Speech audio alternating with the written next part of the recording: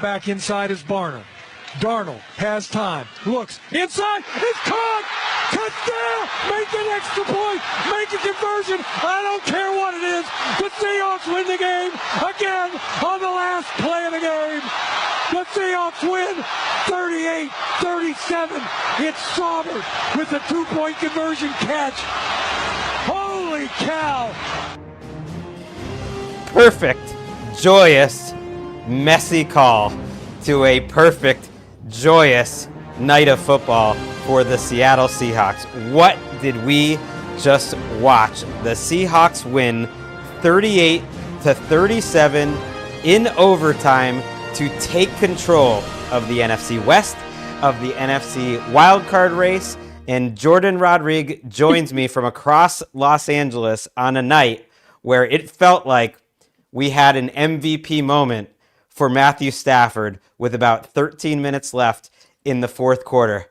And then the game really started, and the Seahawks somehow got all the way back, got the win, and Sam Darnold, I don't know if it's his MVP moment, Jourdan, but he had his very best drive of the game. I think their offensive line was great in that overtime, and they go for 2 to win it, and they get the 2, and they vanquish the Rams, sweeping them on the season.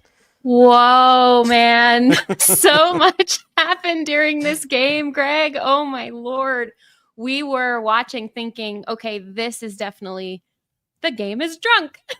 This is definitely going to end it. This time, it's definitely going to end it. This time, it's definitely going to end it. When Matthew Stafford in overtime hits the vintage Matthew Stafford inbreaker to Puka Nakua for the touchdown, that's when we thought, okay, of course, this is what's going to ultimately and finally end this game. It was almost too poetic. That is the quintessential Matthew Stafford throw. He is the best on the planet at throwing that inbreaker, a little dig of varying lengths. And then Sam Darnold had a say, Gregg. Sam Darnold had a say on the other side. It was an up and down game for Sam Darnold, who throws 2 interceptions. But in the fourth quarter, when Rashid Shaheed helps to turn the game around, and the Seahawks defense helps to turn the game around. It's special teams, it's defense, and it's also a quick strike by Darnold to A.J. Barner to really make them go crazy. The craziest 2-point conversion that you'll ever want to see. But yeah, I go back to that overtime drive, really, and you think about the drive starter to Jackson Smith and Jigba. You think about the beautiful toe tap sideline throw to Cooper Kupp. And by the end of this game, the Rams defense, which was game for so much of it, was gassed. And all season, we've talked about, like, these are the most 2 complete teams in the NFL. And I think the Seahawks tonight kind of showed maybe they're a little more complete, because special teams counts. And even though the defense struggled for most of the night, their fourth quarter defense really came through and gave their special teams and their offense a chance to make that comeback in regulation and then in overtime. Yeah, and how about Rashid Shaheed giving the spark when needed, not just on the punt return for a touchdown after the Rams failed again to score any points, another 3 and out. As their offense totally dried up, Seahawks increased the pressure, changed up the different styles of pressure. It looked to me, and I don't have the exact numbers in front of me, it looked to me like they were blitzing a little bit less or a little bit more selectively and trying to get pressure just with 4 very successfully against Matthew Stafford. And there were a couple of drops. Then Rashid Shaheed steps up and says, hey, remember me? I'm the guy who shows up in these late games for the Seattle Seahawks. A punt return for a touchdown, and then sets them up with great field position after another failed Rams drive. That started to flip the game. And of course, the Rams special teams, I texted you this. I was like, we thought the game was going to end. And I said, I never bet against Rams special teams, parentheses, negative. All right, let's actually listen to that Rashid Shaheed play. So just to think about where we are in the game at this point. Matthew Stafford throws the no-look touchdown to Puka Nakua to go up 30-14 with 13 minutes left in the game. At that point in the game, the Rams have, over an 80% chance to win according to Next Gen Stats. It gets even higher later in the game. In all 4 of their losses this season, they have had a big time lead and over an 80% chance, which probably makes a lot of the people listening and watching, thank you to everyone who's watching live on YouTube, think, well, that's why these percentages don't make any difference. Maybe not when it comes to the Rams. The Seahawks drive down the field. They get into the red zone, and Kobe Turner has what feels like a game-sealing interception with about 8 minutes and change to go, and the Rams have the ball up 16. That starts a sequence of offensive drives in the fourth quarter where the Rams get the ball 5 times. They have a total of 4 first downs in those 5 drives, includes 3 straight 3-and-outs. They take up over 6.5 minutes of clock in 5 drives. They fail to run the clock out, and the Seahawks begin their comeback after that first 3-and-out where they go run, pass, and then punt. Let's listen to that punt. Seahawks can jump right back into this game with a big return here by Rashid Shaheed. This is a high wobbly kick. Shaheed has to run up, makes the catch at his own 43. Starts up the middle. Now he has a gap on the left side 40. Turns upfield. There he goes. 20, 15, 10, 5. Holy catfish. Touchdown Seahawks. I'm telling you, the coaches next door breaking the glass. And Rashid Shaheed does it again. Just when the Seahawks need a big special teams play, they get it. Great call. And it's a great call. And of course, he's talking about the offensive and defensive coaches that are up in the booth, slamming on the glass sides of the booth as that play is happening, which would be so fun, I think, to call a game right next to. That was one of those moments, Greg. I've seen a few of them in Rams history, and especially on special teams. I'm thinking of that Ravens game. I think it was 2 years ago, where it almost was like it's a very quick right hook that knocks the wind out of you very suddenly, and you could see it. The Rams are almost reeling, like did not expect it, totally surprised by it. But it's something that they've struggled with all year, Greg, is their special teams unit. They've changed personnel. They've churned out the bottom of the roster with some of their coverage, and certainly it failed them there. Yeah, and to me, it's more about one of the best special teams units in the NFL. Like, if you look at DVOA efficiency, the Seahawks are 2, the Rams are 25, and that was before they got Rashid Shaheed, who has just a preposterous history. That's a Harbaugh coaching down there, of isn't it? Long touchdowns from scrimmage. He is top 7 all time, I think, in average length of touchdowns. If you count just his scrimmage touchdowns, of course, that was on a punt return. He has the longest average length of a touchdown since the merger. It's just outrageous how many 50-yard plus touchdowns he has gotten, and that's basically the only touchdown that he gets. And yet there's still a lot of work to be done after that. I think when we think back of this about this game, we'll think about the ensuing 2-point conversion, where you think it's an incomplete pass, and everyone on the field seems to think it was an incomplete pass, except who was the man that picked it up there in the moment? I'm totally blanking. Cooper Kupp? No. No, that was Charbonnet picked it up, I believe. Charbonnet picks it up. He's on top of it. No one else really seems to realize that it could have... He does not really know what he's doing in that moment. He doesn't, and it takes a review to determine that Sam Darnold was in fact throwing the ball backwards when Jared Verse deflects it. He picks it up in the end zone, and that 2 points really allows them to get to overtime, to get the 2-point conversion that they later need later in regulation. And it's just one of those plays. I guess we're back to that the Seahawks never play a normal game. Imagine being at that game tonight, Jourdan. Yeah, I mean, you could hear the crowd slowly start to swell as they started to realize what was going on, as they kept playing the review of this pass and thinking, oh yeah, that's kind of moving backwards, or at least parallel. You know what, Greg, there is a wrinkle to this, a layer to this that is so interesting, because everything is connected across the league, whether people realize it or not. And that is that every week, every team talks to the league, and they confer with the league about situational things and about officiating specifically that happened during the game. And last week, there was a whistled play blown dead far too early in the Broncos game, and it cost them a touchdown. Now, they won that game, but it cost them a touchdown. And if the play had just been allowed to continue and ultimately been ruled a touchdown, it would have had to be automatically reviewed and ultimately would have been ruled the correct way. But it was blown dead, so it was not reviewable at that point.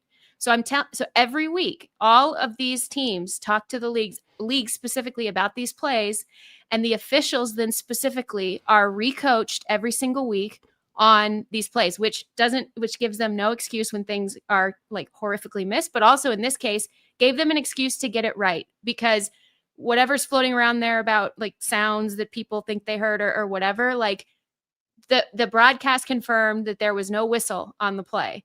And so that meant that they could then review this because it was not blown dead. And that ultimately is like, everything is connected in this league, and it's wild. And like, I am assuming because these plays, any weird call or anything, all of that is sent to the league by these teams. I am assuming that whistle play in Denver was one of the plays that was discussed at the league this week. I presume when they finally get the right angle where it's actually on the line of scrimmage, even then, I do think it was backward, but it is so close, and that ends up making a big difference. It's such a complicated game because you want to give credit, you want to blame things for going wrong, I guess, for the Rams, but it's a night where Matthew Stafford throws for 457 yards and 3 touchdowns. It has the great overtime touchdown, dominates one of, if not the best defenses in the league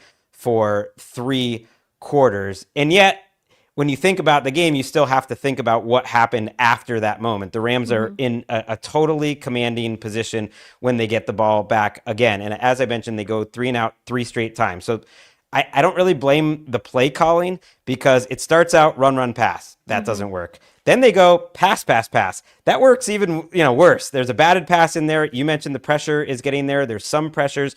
Sometimes it's 4-man. Then the next time around, after that 3 and out, they go run pass. Like, they tried every single combination of how aggressive they want to be. Ultimately, they have another drive because their defense does get some stops. They give up one short, big-time throw to Sam Darnold to Barner, which gets it back to a tie game. But the defense does give the offense a chance to just win the game in regulation, and they're not able to do that 2 different times. That ends one drive with a missed Mavis kick, which is going to keep Sean McVay up at night. And then another drive at the end of regulation when they had the timeouts. They had plenty of clock, and you kind of figured this is Stafford's moment to go lead them to a victory, and they're not able to get off the field there. What did you see from the fourth quarter when it was going wrong for the Rams and right for the Seahawks out of the Seahawks defense, and how did they get off the field? Well, first of all, the explosives did not help. There were some coverage issues, and the players that had been the types of pressures that have been working against Sam Darnold early in the game, which we'll, I'm sure, talk about later if we get to it. It just wasn't as effective. There were, I think, some of the issues were especially these kind of, when you go back and you look at the dots, they look like coverage issues, right? In the secondary, we know that they are missing Quentin Lake, Josh Wallace. I keep calling him Charles Wallace out of A Wrinkle in Time, but Josh Wallace had a great most of this game and was playing in that star position like he has in relief. But you saw at times the receivers get behind or just find their ways into space. Clint Kubiak was working a lot of different formation changes as well. To me, this is when also the Seahawks got much more aggressive in trying to push the ball than they were when they started the game. They were almost like weirdly cautious to start the game, and they didn't get a lot of bites at the apple. He only got to throw the ball 6 times. They were trying to make the run happen. It just wasn't happening. But it was sort of that bend, don't break type of thing, and breaking at the wrong times for the Rams.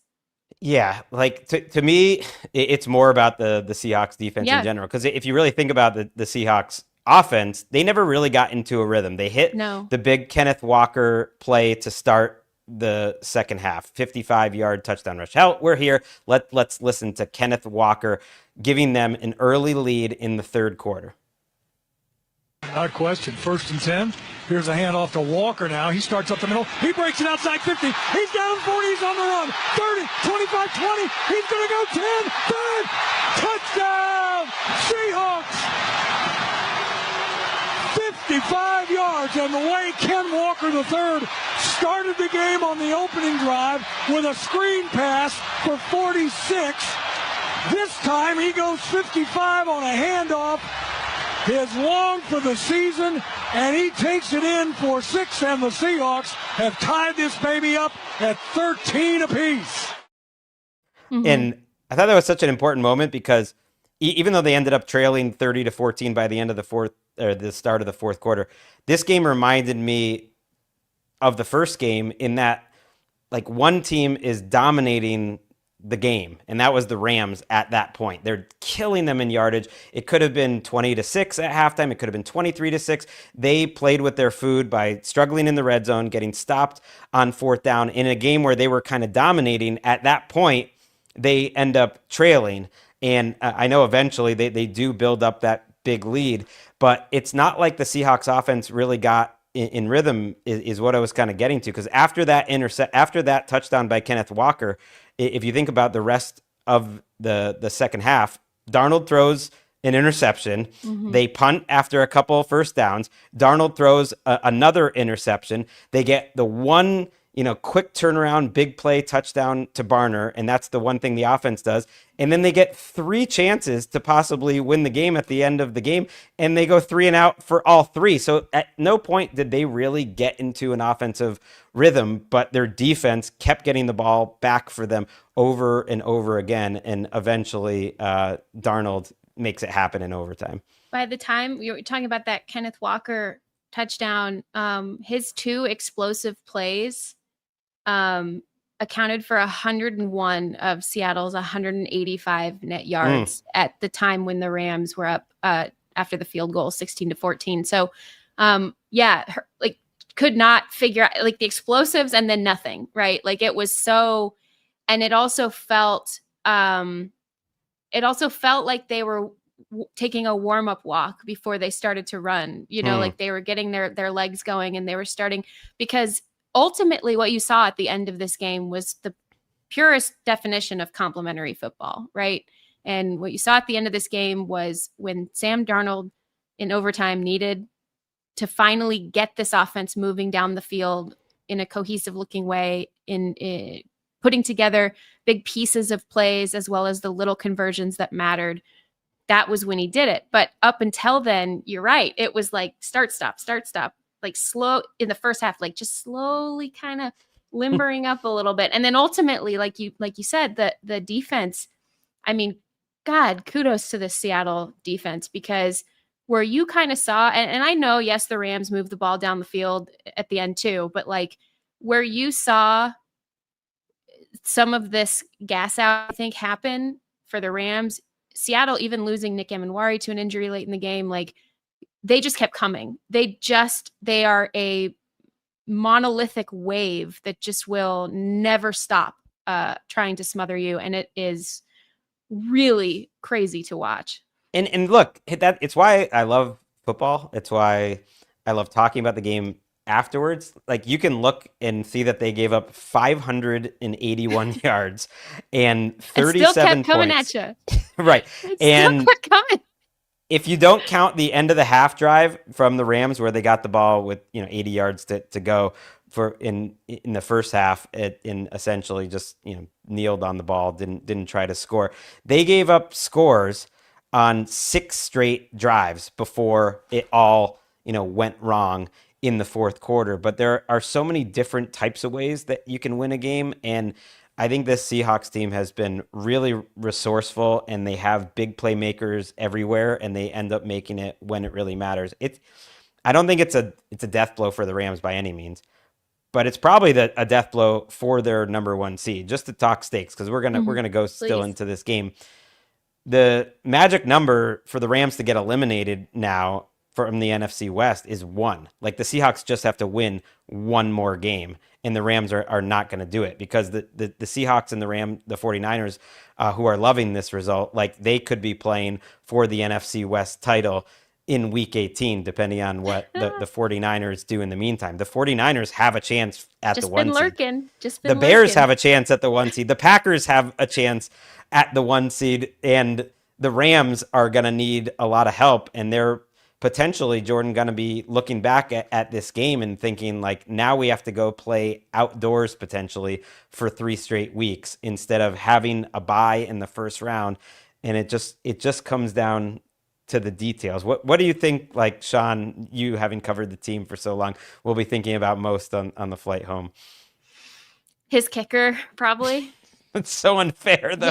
I know he's gonna say, and I am sure it, like, and also probably those 5 drives where they came away with no points. Because I think if they go back and look at the tape, for the most part, I think they'll be fine with the way that Chris Shula called this game on defense. I think they'll be fine, especially a couple of like truly magical moments. And I think they're gonna be fine overall with how that group played. They will not be fine with special teams losing contain on the punt return touchdown. It's just, beating your head against the wall over and over and over again, or trying the same thing so many times and expecting different results, right?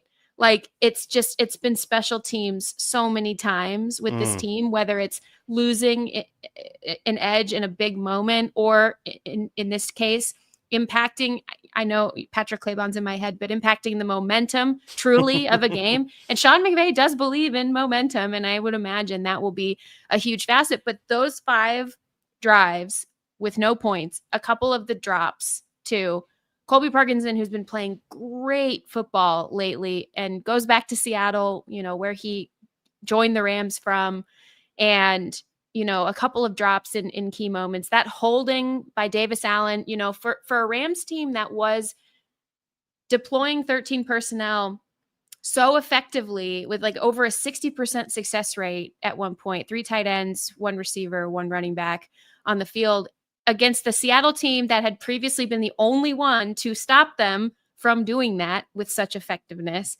And for these tight ends to a couple times make great plays, but also, and including a couple touchdowns, but also a holding penalty in a crucial moment that stalled out one of those drives where they could have potentially gone down the field and won the game. Those are the things I think, if you're a coach, that keep you up at night. Yeah, you lose an offensive lineman, Kevin Dotson, early in this game, and they were not able to run the ball. I think that was what stood out to me, because this has been the most successful running team in the league by pure success rate. And in the end tonight, they either had to go away from the run or it just wasn't very effective. The Seahawks, we talk about the big plays, like they had a 50% success rate running the ball tonight. It definitely picked up towards the end of the game, where the Rams were at 37. And that was after they started running the ball really well. And so I think about so many of the big Rams wins this year, it's including the last couple of weeks, including against the Lions. They get the ball late and they just run it out. Like they're running when the other team knows that they're going to run, and they run it out. And they were not able to do that tonight. And then they were not able to have enough faith to continue even to run it. And I think the passing game, doesn't have Devontae Adams. Stafford played outstanding and had a number of great throws. There was just like a couple throws in those last 3 or 4 drives that were off that he'll look back on. And it just messes with all the narratives, but I think it just shows you a great defense like the one Mike Macdonald runs. Like, they're always going to keep spinning the wheel and try to find the right answer. And eventually, I think they found the right answers with their personnel. Well, you saw that not just half to half, but quarter to quarter with them. Just the way that, like I said, even though they gave up a ton of yards, if you look at the box score, the way that they just kept coming at Matthew Stafford. And again, I do think with Kevin Dotson out, you could even tell early in this game, Sean McVay was going for it on 4th downs.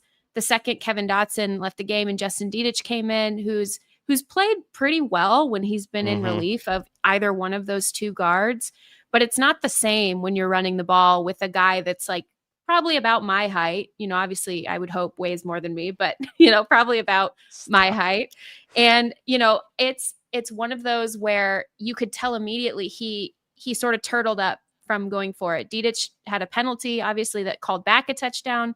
And then Sean waited for it to try to get the Seahawks to jump off sides on a 4th and goal, or a 4th and short near the goal line. Matthew Stafford was livid that was the play. It was a great shot of Matthew Stafford on the broadcast. Like, he wanted to go for it every time, but I could tell that McVay was not comfortable with their guards at that point. And I think that showed near the end, because it is a formula for them to move the line of scrimmage and close these games, to go suffocation ball against an opponent, especially with a lead like that, to not have to throw it so much, right? And it was something that has bit Sean McVay before in previous years before he had a run game like this, where it would just be throw, everything's on Matthew Stafford's shoulder and arm, which when it's great can be great, but when you're also missing one of the best receivers in the NFL and Devontae Adams and certainly their highest scoring one, you saw them missing him in a route that Terrence Ferguson ran, that Matthew Stafford threw the ball to the landmark, and Terrence Ferguson came out of the slot on the play. So you knew that if Devontae Adams was in the game, that would have been Devontae Adams's route. And then it sails incomplete. It could have been maybe a walk-in touchdown at that point. Just these little moments that I think, some of it being personnel driven. And then also Seattle having the fortitude to capitalize on all of the little things that could potentially go wrong for the opponent in the game. Seattle has this resilience to them where they know how to capitalize on these things. So there's so many little moments. Like, look, the Rams failed on a 4th and short on their very first drive in Seattle territory. There's, a drive where Puka has a contested catch right along the goal line. They end up not scoring a touchdown on that. Matthew Stafford misses a deep shot where Puka Nakua is wide open going down the field that you just don't normally see. You mentioned kind of the conservative decisions to take the 3 points, which I didn't have a problem with in this game for the most part. Like, Sean McVay was being aggressive, going for 4 things. Yeah. Yes. Once they missed Kevin Dotson, it changed. Yeah. Yes, and that was pretty early on in the game where their first 6 points are on those field goals where they're settling for it. One of them where they tried to draw a delay of game penalty, and it was just so much energy. I mean, I can't remember. Sean McVay gets pumped a lot, so that's not true. I would say Sean McVay was peak pumped when they knocked the ball out of Cooper Kupp's hands for a forced fumble. I believe it was Cam Curl on the play late in the first half. Like, I was fearful of anyone that was around Sean McVay because his veins were just coming out of his neck at this point. And to lose this game is going to be a big time letdown for them. Yeah, and Cooper Kupp just had to dagger him right back at the very end of the game with that vintage Cooper Kupp toe tap, and he had a couple of misplays, and especially that one. Obviously he was sick to his stomach, losing that fumble, and then one of the nastiest, meanest play calls I've ever seen in my entire life, courtesy of Chris Shula. It was Josh Wallace, and basically he had the defense line up in man-to-man, and Josh Wallace tracked Cooper Kupp across the stack in motion. So again, a man indicator showing that you are in man-to-man. And then instead of playing press man against Cooper Kupp, he basically jumped into the zone knowing that Sam Darnold was going to see a one-on-one on the left side perimeter. And so Josh Wallace jumps inside the zone and intercepts Sam Darnold. And the most dastardly thing about it is that the Rams still was sending a linebacker to close over the top of Cooper Kupp just in case Sam Darnold was able to adjust and throw into the seam where Cooper Kupp was going. But it was one of the meanest, most mean-spirited complimentary play calls I've ever seen in a game. And it was done by a undrafted free agent who's filling in Josh Wallace. And so Cooper Kupp getting back in a vintage way, that is a toe tap I've seen a billion times, right? On the sideline, total situational awareness, understands exactly where that second foot needs to land. I've seen it a billion times, and he does it right at the right moment for the Seahawks. Let's listen to that interception by Wallace. It was 16-13. This is in the third quarter. It quickly became a 2-score game after this. Rams showing blitz. Let's see who comes. They only rush 4. Darnold unloads quickly. It's intercepted. Right side, Josh Wallace. 50, 40. Gets a block from Fisk. Waves inside to the 5. Extends the football. He's down inside the 1. Josh Wallace with the takeaway. A 55-yard interception return. The Rams are on the doorstep with a 2-point lead. That was our friend JB Long on KSBN. It is now time for Quarterback Keeper, presented by Snapdragon. Let's dive into the ultimate Darnold game because he has that interception. football is so contextual. He has the interception where Kobe Turner picks him off on the goal line in the fourth quarter. Just the next drive. And if you're watching on YouTube, you can see the pressure gets to Darnold quickly. He lets go of it. His receiver's not at all where he thinks he's going to be, or he just panics and throws it into coverage where they drop the defensive lineman. And at that point in the game, if the Rams offense takes care of business, or if the Seahawks defense doesn't pick up their buddy Sam Darnold, we're talking for the next month about how Sam Darnold can't win a big game, that you can't trust him. The Rams are Sam Darnold killers. They have no chance to win 3 straight road games in the playoffs. Maybe they won't even win 1 road game in the playoffs. But because the Seahawks defense gives him a chance, and they get a wide open receiver to Barner later, and they get all those stops, even when Darnold can't cash it in at the end of the fourth quarter, and he gets to overtime and has a great drive, we are feeling different about Sam Darnold.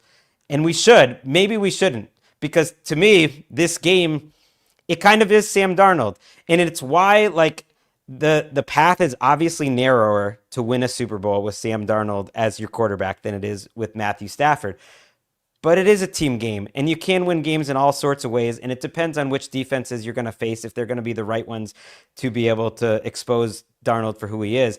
The thing you have to love about Darnold, I think, is that he always keeps firing. Yeah. And sometimes the keeps firing does land in 4 interceptions. But tonight, the ability to keep firing did help them win this game. And he was not high on the list of reasons they won this game, but he was part of them winning this game. And now they have a much better chance to go on a Super Bowl run. Here's why I think the Seahawks can win the Super Bowl, Greg, because I don't really buy I understand what some of the tape looks like, and the turnovers are not good. Obviously, there are certain types of pressure, and it's not just pressure. It's certain types of pressure. That interception that he threw, Chris Shula rushed a defensive back, an inside linebacker, and dropped the flipping nose tackle into zone coverage to get that. I would not, come on. A lot of quarterbacks are throwing an interception against something like that. Against the Josh Wallace look, a lot of quarterbacks are throwing an interception against that type of thing as well. So for me, it's specific types of pressure, not all pressure against Sam Darnold. But here's why I think that he can co-lead the Seahawks to a Super Bowl, at least a Super Bowl appearance, is because the Seahawks play matchup football, and you saw it tonight, especially on defense, almost better than anybody else in the NFL right now, because they adjust so quickly. The communication along that entire coaching staff, and the expertise and the knowledge and the IQ of those players, and the physical nature of those players, and everything they're able to do, they adjust so quickly. And combine that with pure actual resilience. If you want to know what resilience as an intangible trait looks like, it is what Sam Darnold did tonight, which was fail a bunch and then keep swinging and trust that at the right time, at the exact time, not only was his entire team going to help set him up to make the play, but he was then going to reciprocate and make that play. And in the playoffs and in making a deep Super Bowl run, it does not always matter how complete of a team you were in the regular season. And this is a very complete team, but how you play matchup football and how you show specific resilience and strategy in key moments. And that is exactly what Seattle showed tonight.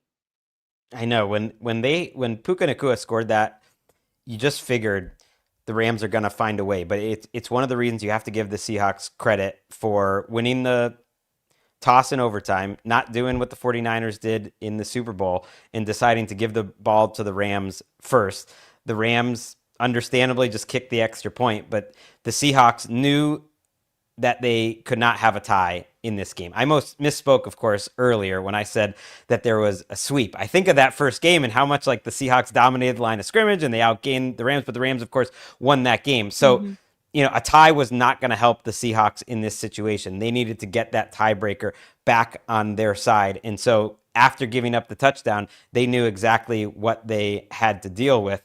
And the 49ers are watching, and they're thinking, our ex-49ers, and I'm stealing this from the comment section, maybe are the ones who are going to come through with the biggest two-point conversion of the season. Yes, famous ex-49er Sam Darnold to Eric Saubert Seibert, who did not have a catch. Like, he's like not in the box score. They don't put the 2-point conversions in the box score, but he caught that 2-point conversion. And the thing that stands out in that 2-point conversion, and the other, assist I think should go in the fourth quarter, is the offensive line played much better. Even though I know Kobe Turner had a number of splash plays and was incredible in this game. In that overtime drive, the offensive line won, and they had moments of dominance in this game, including the opening drive. And so, like, they've had their share of injuries. They did not have their left tackle tonight. That was a huge factor in this game. And on the biggest play of the season, like, was that Darnold's third read? I mean, he was back there forever before he found him. Yeah, and man, I've sort of thought this a couple of times tonight. I hope this incredible Kobe Turner, aka All-Star Vibes team member, just does not have this game wasted. And at least it's an island game, so everybody can actually see, But it just, it was. They held up at the right time. Again, Sam Darnold was calm at exactly the right time. I did not realize that about the 49ers connection, because, the 49ers were absolutely ecstatic about this one, considering, they're still lurking around in the NFC, and also probably ecstatic watching the Rams miss a kick, considering now the 49ers apparently have all their kicking problems solved, and it's the other NFC West teams that seem to have some issues with their kicks. So, the universe is a giant arc, Gregg? It works in mysterious ways, and the chances of Seattle, San Francisco being the Sunday nighter in week 18 went up, because what the 49ers have is the tiebreaker over everyone right now. They're 4-1 in the division. Right. They're 4-1 in the division. The problem is they're at Indianapolis this week on Monday night. We'll be recapping that live on YouTube afterwards, me and Nick Shook. And then a very difficult game hosting the Bears before playing Seattle. So they have a lot of work to do to stay they have to win those two games to get to the Seattle game. But if they win out, they're the 1 seed, which is just a crazy situation. And like I said, the Rams are going to have basically an impossible time passing the Seahawks at this point, because Seattle, plays at Carolina next week. Carolina's been the giant killer. I guess we can't completely rule them out, but the Rams will need a lot of help. They're going to need a 49ers loss, and they're going to need 2 Seahawks losses to try to get to that 1 seed. If not, we're just going to have the NFC maybe looking a little more like the AFC than we expected, which is basically everyone can win it except maybe that NFC South team. I cannot wait. Us West Coasters getting to watch NFC West football, we just exist in an embarrassment of wealth, frankly. Minus the Cardinals, but they're in Mountain Time, so. I love you flexing on the NFC West, your division. It really is where the best of the teams are this year. Although I guess the NFC North and what we're going to see Saturday night, we'll have a discussion with that. That was Quarterback Keeper, by the way, presented by Snapdragon. Learn more at snapdragon.com/laptops.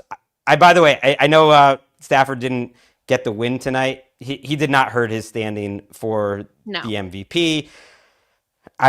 You never know what's going to happen over the next 2 weeks. He's got to keep playing well. They can't stub their toe in 2 games they're going to be heavily favored in, Atlanta and Arizona. But he entered tonight as the MVP favorite. I think he left tonight as the MVP favorite because he had an outstanding game overall. They just didn't get the win.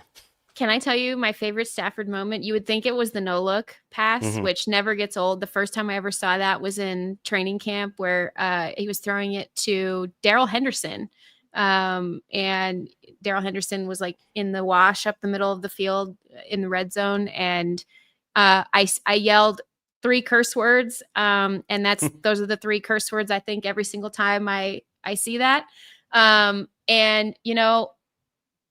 my favorite moment of his, though, because he is playing outside of his body, really. Like he's kind of in that, I call it the soul stealer, darkly chaotic Matthew Stafford. I coined the term during their Super Bowl run.